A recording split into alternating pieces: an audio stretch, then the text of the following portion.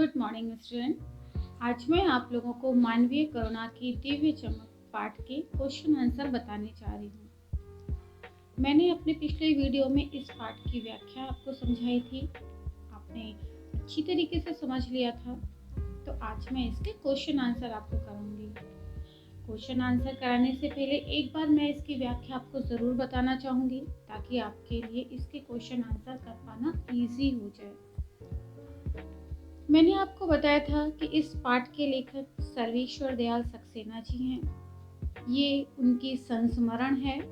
संस्मरण जैसे मैंने आपको बताया था कि आपने पिछले मेरे वीडियो में मतलब एक चैप्टर था साना साना हाथ जोड़ी, यात्रा वृत्तांत था, उसी तरीके से ये संस्मरण है।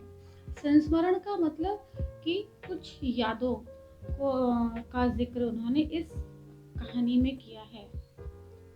वो यादें क्या हैं कि इस मानवीय करुणा की दिव्य चमक पाठ के जो कैरेक्टर हैं फादर कामिल बुल्के, वो लेखक के उनके साथ अंतरंग संबंध थे।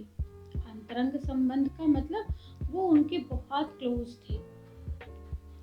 लेखक सर्वेश्वर दयाल सक्सेना जी फादर बुल्के को अपने बड़े भाई के समान मानते थे। फादर बुल्के भी भले ही एक विदेशी थे, लेकिन उन्होंने भारत को अपनी कर्मभूमि बनाया। भारत में आकर वो यहीं के होकर के रह गए। यहाँ की संस्कृति, यहाँ के हर चीज़ में रच बस गए। सबसे बड़ी बात कि विदेशी होने के बाद भी इनका जो लगाव था वो हिंदी से ज़्यादा था। उन्होंने इलाहाबाद विश्वविद्यालय से हिंदी विषय से एमए किया था और इसी को ही अपना शोध का विषय बनाया। उनकी शोध का जो विषय था वो था रामकथा उत्पत्ति और विकास, जो उन्होंने डॉक्टर धीरेन्द्र वर्मा के अंडर में रह करके कंप्लीट किया था। फादर बुल्के की सबसे बड़ी खूबी थी कि वो जिससे भी एक बार संबंध बना लेते थे उसे अंत समय तक निभाते थे। एक बड़े भाई की तरह, एक दोस्त की तरह हमेशा उन्होंने लोगों के साथ अच्छा ही किया। फादर बुल्के इलाहाबाद की एक साहित्यिक संस्था थी परिमल, उससे भी जुड़े थे। वहाँ पे नए नए साहित्यकार आते थे, युवा वर्ग आते थे, जो साहित्य पे चर्चाएं किया करते थे, साहित्य पे गोष्ठियाँ करते थे। फादर बुल्के उस संस्था में शामिल ज़रूर होते थे और अपने भी तर्क दिया करते थे। फादर बुल्के ने हमेशा ही हिंदी को राष्ट्रभाषा के रूप में देखना चाहा। उन्हें इस बात का ज़्यादा दुख होता था कि जब वो ये देखते थे कि हिंदी भाषियों से ही हिंदी भाषा की उपेक्षा की जाती थी, कि हिंदी को बोलने वाले लोग हिंदी को ही नेगलेक्ट करते थे, तो उनको काफ़ी दुख होता था। उन्होंने कई बड़े बड़े मंच पर रह करके हिंदी के लिए विचार विमर्श किया, तर्क वितर्क किया। लेखक फादर बुल्के के साथ 45 वर्षों तक थे, तो जिससे लेखक के साथ उनके संबंध बहुत ही ज़्यादा घनिष्ठ हो गए थे। लेखक ने उन्हें देवदार के वृक्ष के समान कहा। देवदार के वृक्ष के समान क्यों? क्योंकि जैसे देवदार का वृक्ष अपने सराउंडिंग एरिया में मतलब वो वृक्ष चारों तरफ मतलब अपनी छाया को फैला करके लोगों को शीतलता देता है, छाया देता है।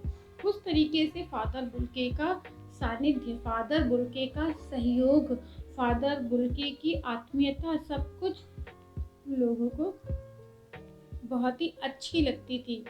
वो सभी के साथ प्रेम व्यवहार से रहते थे। सबसे बड़ी बात इसमें ये बताया गया कि जिस तरीके से फादर बुल्के लोगों के साथ इतने अच्छे संबंध बनाते थे, जिनका व्यवहार लोगों के लिए इतना अच्छा था, फादर बुल्के का जो अंत समय था वो उतना ही पीड़ादायी था। उनकी मृत्यु एक जहरबाद घाव से हुई, कि जिस तरीके से फादर बुल्के की बातें अमृत घोलती थी, लेकिन उनकी मृत्यु एक उनके शरीर में जहर फैलने से हो गई, जो गैंग्रीन नाम का एक जहर होता है, एक फोड़ा होता है जो धीरे धीरे पूरे शरीर में पॉइजन फैला देता है। तो फादर बुल्के की मृत्यु बहुत ही पीड़ादायी, कष्टदायी थी। सबसे बड़ी बात कि जब फादर बुल्के की मृत्यु हुई तो उनके अंतिम संस्कार में काफ़ी दिग्गज लोग, साहित्य जगत से जुड़े हुए काफ़ी लोग आए। शायद फादर बुल्के ने इस चीज़ की कल्पना भी नहीं की होगी कि एक दूसरे देश में रह करके उनको इतना सम्मान दिया जाएगा, कि अंत में कहा गया है कि नम आँखों को गिनना स्याही फैलाने के बराबर है। मीन्स कि उनकी मृत्यु में इतने लोग उपस्थित हुए थे, इतने लोगों की आंखें नम हुई थी कि उन्हें गिनना असंभव था, यानी कि स्याही फैलाने के बराबर था। लोगों ने उनके अंतिम संस्कार को सम्मान पूर्वक किया, उनको अंतिम विदाई दी।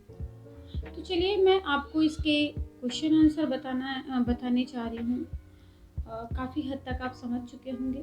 मैं अपने क्वेश्चन को स्टार्ट करती हूँ। मेरा पहला क्वेश्चन है, फादर की उपस्थिति देवदार की छाया जैसी क्यों लगती थी?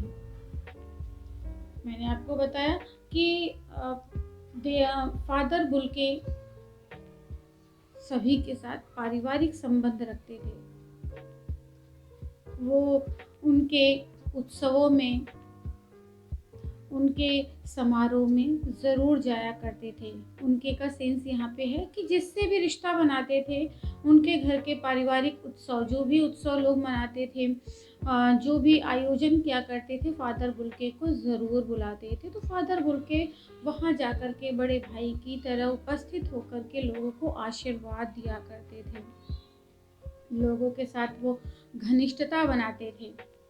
और सबसे बड़ी बात कि जब लेखक ने अपने बेटे का अन्नप्राशन कराया था, तो फादर बुल्के ने अन्नप्राशन का, जो कहते हैं ना कि पहला निवाला, उन्होंने लेखक के बेटे के मुंह में वो अन्नप्राशन का पहला निवाला फादर बुल्के ने ही डाला था।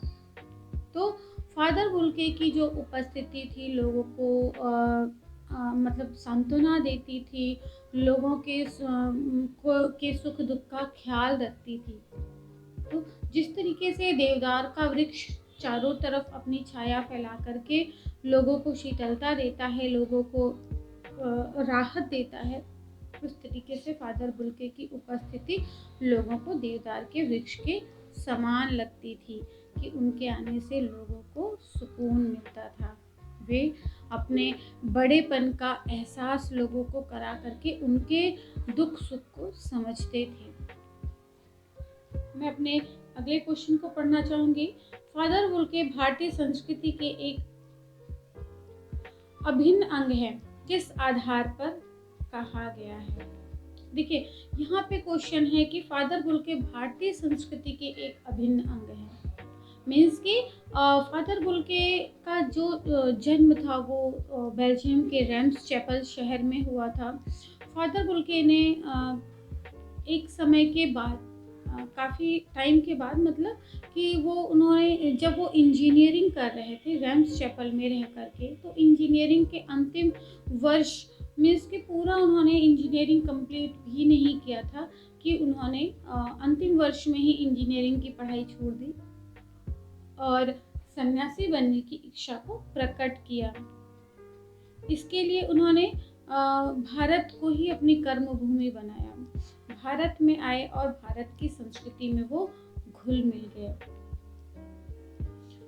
यहाँ आने के बाद इन्होंने कभी भी पलट करके रेम्स चैपल नहीं देखा। मीन्स कि भारत आने के कुछ समय के पश्चात क्या वो 3 बार सिर्फ अपने देश गए और अपने परिवार के लोगों से मिले।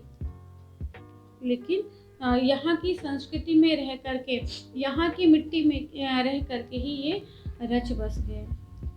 यहाँ इलाहाबाद में आकर के इन्होंने हिंदी विषय से एमए किया और डॉक्टर धीरेन्द्र वर्मा के अंडर में रह करके, मतलब डॉक्टर धीरेन्द्र वर्मा के साथ मिल करके इन्होंने शोध कार्य किया, मीन्स रिसर्च किया। इनके रिसर्च का जो टॉपिक था वो रामकथा उत्पत्ति और विकास था।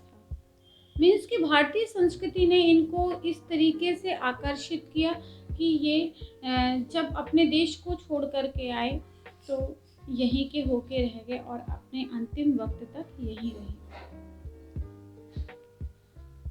नेक्स्ट क्वेश्चन है, पाठ में आए उन प्रसंगों का उल्लेख कीजिए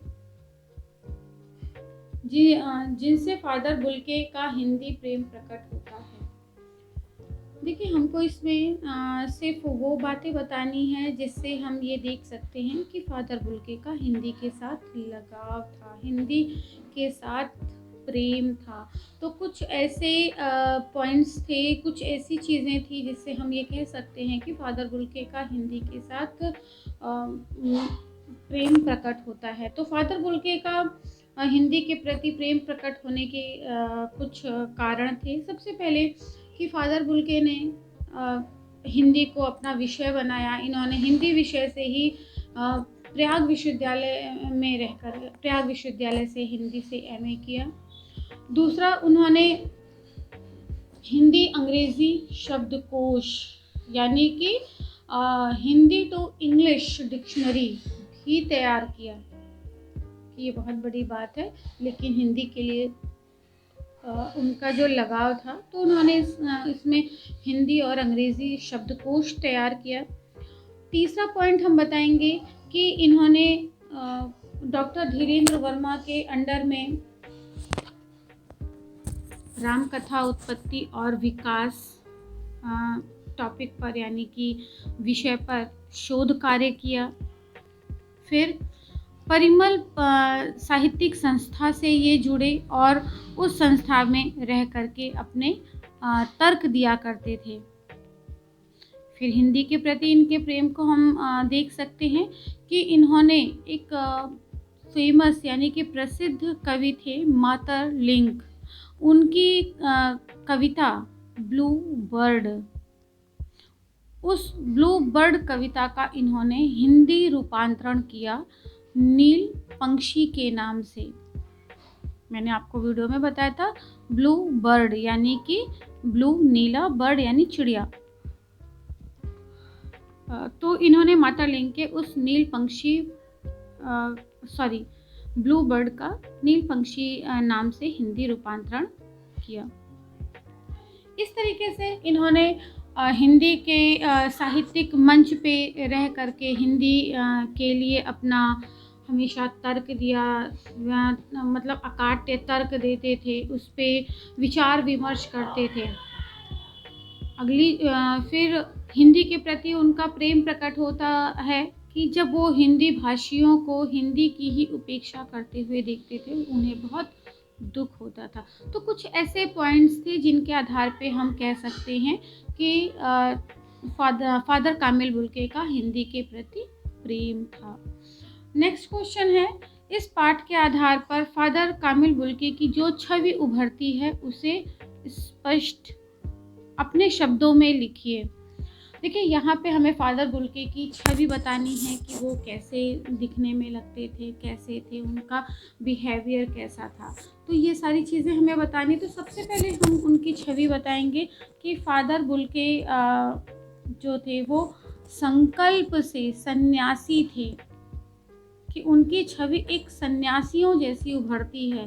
कि मैंने आप लोगों को बताया था कि वो एक सफ़ेद चोंगा पहनते थे, जैसे पादरी पहना करते हैं, उस तरीके से वो एक सफ़ेद कपड़े ऊपर से नीचे चोंगे की तरह पहनते थे, जिससे वो एकदम पादरियों की तरह लगते थे, यानी कि वो सन्यासियों की तरह लगते थे।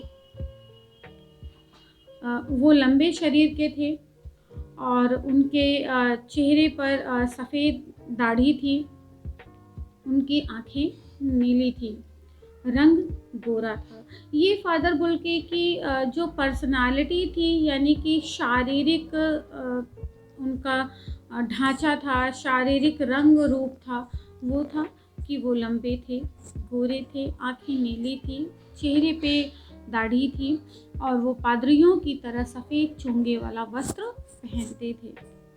फिर उसके बाद हम उनके व्यक्तित्व के बारे में बताएंगे कि फादर बुल्के बहुत ही मिलनसार थे, जिससे भी एक बार रिश्ता बना लेते थे उसे अंत समय तक निभाते थे। लेखक सर्वेश्वर दयाल सक्सेना के साथ उनके अंतरंग संबंध थे, क्योंकि लेखक इनके साथ कई वर्षों तक जुड़े थे। फादर बुल्के का लेखक के साथ पारिवारिक संबंध था। लेखक के घर के हर उत्सवों में फादर बुल्के एक बड़े भाई के समान शामिल होते थे और उनको अपना आशीर्वाद दिया करते थे। तो ये फादर बुल्के की एक छवि है, एक सिंपल और सादगी से भरी हुई छवि है जो हमारे सामने दिखाई देती है। अगला क्वेश्चन है, लेखक ने फादर बुल्के को मानवीय करुणा की दिव्य चमक क्यों कहा है? देखिए, मानवीय करुणा की दिव्य चमक, यहाँ पे फादर बुल्के के लिए ये शब्द का प्रयोग किया गया है क्योंकि फादर बुल्के एक नेक दिल वाले इंसान थे। उनके मन में दूसरों के लिए प्रेम, दूसरों के लिए अपनत्व, दूसरों के लिए ममता भरी हुई थी। वो हमेशा दूसरों के साथ दया भाव रखते थे। जिनको किसी भी चीज़ की ज़रूरत पड़ती थी, फादर बुल्के वो मदद करने के लिए हमेशा तत्पर रहते थे। तो उनके अंदर मानवीय भाव जो थे वो बहुत ही अपनत्व वाले थे। वो बहुत ही इमोशनल थे, भावुक थे, लोगों के साथ बड़े भाई की तरह खड़े होकर के सबके सुख दुख में शामिल ज़रूर होते थे। खास तौर से मैंने आपको बताया कि लेखक के घर से उनके पारिवारिक संबंध थे। तो इन सब कारणों की वजह से लेखक ने फादर बुल्के को मानवीय करुणा की दिव्य चमक कहा। कि लेखक ने यह भी बताया कि जब उनकी पत्नी और उनके बच्चे की मृत्यु हो जाती है तो लेखक उनको सांत्वना भरे शब्द देते हैं, जिससे फादर बुल्के उनको सांत्वना भरे शब्द देते हैं, जिससे लेखक को काफ़ी ढांढस मिलता है। तो यहाँ पे लेखक ने उनको मानवीय करुणा की दिव्य चमक कहा है। अगला क्वेश्चन है, फादर बुल्के ने सन्यासी की परंपरागत छवि से अलग एक नई छवि प्रस्तुत की है, कैसे? देखिए, यहाँ पे हमें पहले बताना है कि एक परंपरागत सन्यासी कैसे होता है और उनकी एक अलग छवि थी। तो अगर मैं आपसे एक क्वेश्चन करूं कि ऐसा ही एक क्वेश्चन मैंने आपको बताया था किसी चैप्टर में, तो शायद आपको याद आ जाए। मैंने एक चैप्टर आपको पढ़ाया था बाल गोविंद भगत, कि बाल गोविंद भगत एक गृहस्थ साधु थे। गृहस्थ साधु का मतलब होता है कि पारिवारिक जिम्मेदारियों को निभाते हुए साधु जैसा जीवन व्यतीत करना। तो इसी तरीके से सेम यही क्वेश्चन आपका फादर बुल्के के लिए भी किया गया है कि वहाँ पे पहले हम एक परंपरागत साधु की बात करेंगे कि परंपरागत साधु सन्यासियों की तरह होता है। वो गेरुआ वस्त्र पहनता है, मोह माया से दूर रहता है, परिवार से दूर रहता है। उसका समय जो है वो ईश्वर भक्ति में लगा रहता है। वो किसी भी चीज़ में उसको दीन दुनिया से कोई मतलब नहीं होता है, किसी के दुखों से उसको कोई मतलब नहीं होता है, क्योंकि वो अपना जीवन ईश्वर की भक्ति में ही लगाता है। लेकिन फादर बुल्के इसके विपरीत थे। उनका वो पादरियों की तरह रहते थे, वो सन्यासियों की तरह दिखाई देते थे, क्योंकि फादर बुल्के का कोई परिवार नहीं था। भारत में वो अकेले ही आए थे और अकेले ही रह गए। उन्होंने शादी नहीं की थी, अपने परिवार को वो रेम्स चैपल में ही छोड़ करके आए थे। साधुओं जैसा रहते थे, उनका जीवन जो था वो साधुओं की तरह था, लेकिन दूसरों के सुख दुख में वो शामिल ज़रूर होते थे। जिससे भी रिश्ता बनाते थे उसे अंत समय तक निभाते थे। लोगों के साथ प्रेम व्यवहार करते थे, लोगों की मदद किया करते थे, लोगों के लिए अपनत्व के भाव रखते थे। किसी को किसी भी तरीके की ज़रूरत पड़ती थी, फादर बुल्के मदद करने के लिए हमेशा तत्पर रहते थे। तो परंपरागत साधु से जो उनकी छवि थी बिल्कुल विपरीत थी। साधु जैसा जीवन जीते थे, लेकिन लोगों के साथ उनके संबंध बहुत अच्छे थे। वो कभी भी अपनी जिम्मेदारियों से भागते नहीं थे। अगला क्वेश्चन है, आशय स्पष्ट कीजिए। आशय का मतलब होता है अर्थ। आपको यहाँ पे अर्थ बताना है कि नम आंखों को गिनना स्याही फैलाना है। नम आंखों को गिनना कि नम आंख मतलब जिन आंखों में आंसू भरे हों, उसको गिनने का मतलब स्याही फैलाना है। स्याही फैलाने का मतलब जैसे आपने कुछ लिख दिया और उसके ऊपर आपने स्याही डाल दिया, इंक डाल दिया, तो आप जो आपने लिखा वो आपको दिखाई नहीं दिया कि वहाँ क्या लिखा था।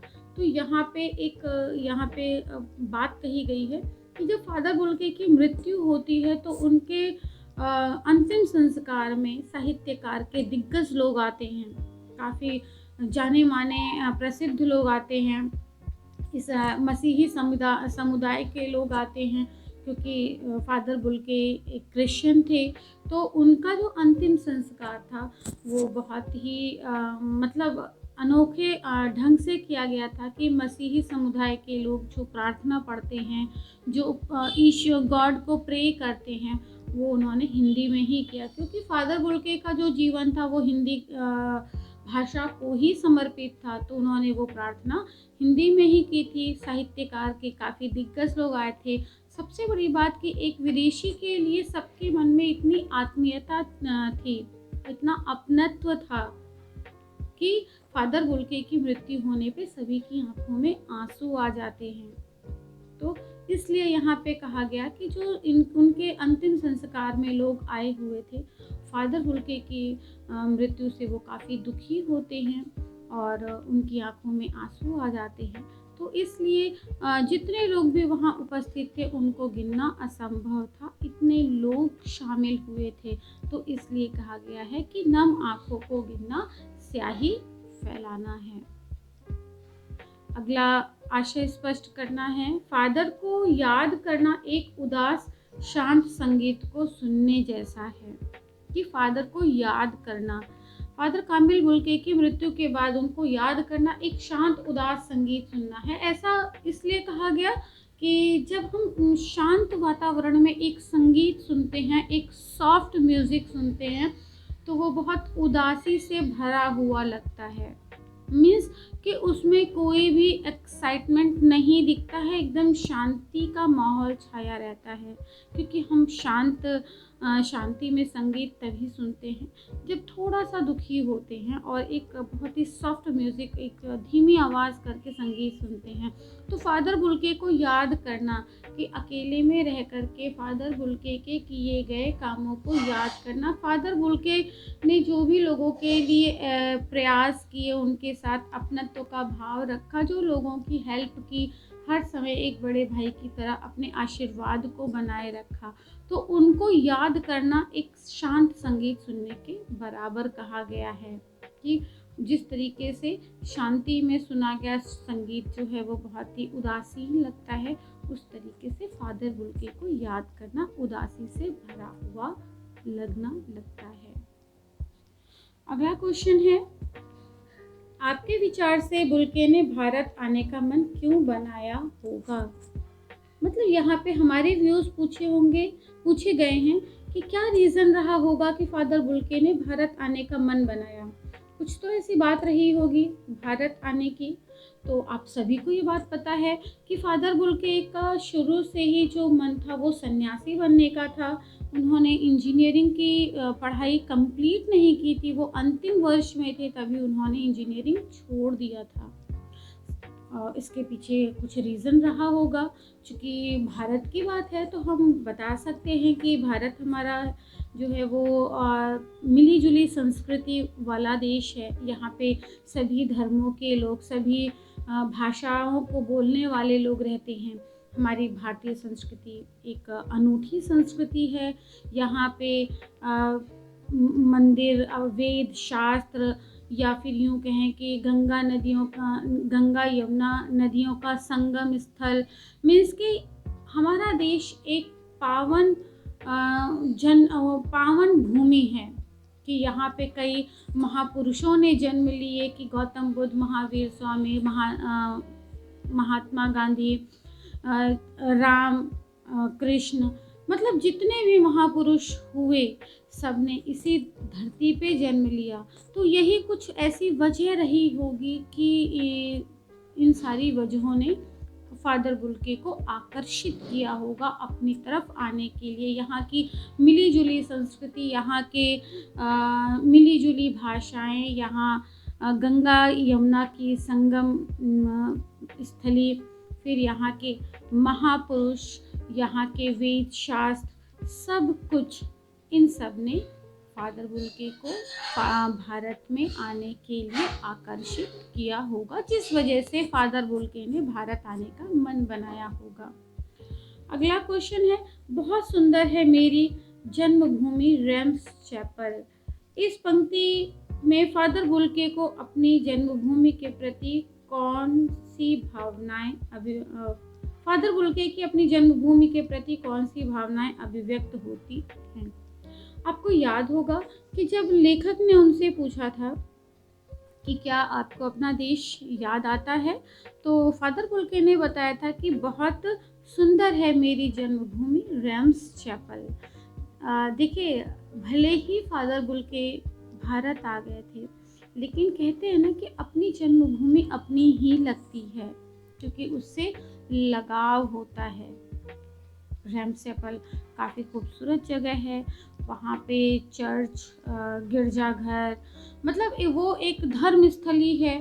क्योंकि वहाँ पे फादर बुल्के ने जन्म लिया था, तो वो जगह उनके लिए बहुत अपनत्व से भरी हुई थी। रेम्स चैपल में फादर बुल्के का परिवार था, परिवार में उनके माता पिता, 2 भाई और 1 बहन थी। तो पूरा परिवार रेम्स चैपल में था, जिसकी वजह से फादर बुल्के को अपनी जन्मभूमि रेम्स चैपल काफ़ी पसंद आती है। लेखक के पूछने पे वो अपनी जन्मभूमि की तारीफ करते हैं। इसी प्रश्न में अगला प्रश्न किया गया है कि आप अपनी जन्मभूमि के बारे में क्या सोचते हैं? तो ये क्वेश्चन तो आपके लिए है कि आप सब अपनी जन्मभूमि के बारे में क्या सोचते हैं। सबसे बड़ी बात कि हम सबकी सोच एक जैसी है कि बात अगर हमें हमारी जन्मभूमि की पूछी जाती है, तो हमारी जन्मभूमि भारत है और भारत से हमारा लगाव है, क्योंकि यहाँ की मिट्टी में एक अपनत्व है, यहाँ की जलवायु में एक अपनत्व का भाव है, यहाँ की नदियों में एक अपनत्व का भाव है, यहाँ अपनेपन का एक एहसास होता है। यहाँ की जलवायु, यहाँ की ऋतुएं, यहाँ का हर कुछ, सब में अपनापन लगता है। तो अपनी जन्मभूमि हमेशा ही इंसान को अच्छी लगती है। तो हम अगर कहें कि हमारा देश भारत हमारे लिए माँ के समान है, वो हमारी जन्मभूमि महान है, अपनी जन्मभूमि को हम छोड़ करके कहीं जा नहीं सकते, तो ये बिल्कुल सच है, क्योंकि ये हमारा घर है और अपना घर हमें हमेशा अच्छा लगता है। तो बच्चों, मैंने आपको इस पार्ट के क्वेश्चन आंसर बता दिए। उम्मीद है आप इसके सारे आंसर्स को बहुत अच्छी से समझ लिए होंगे।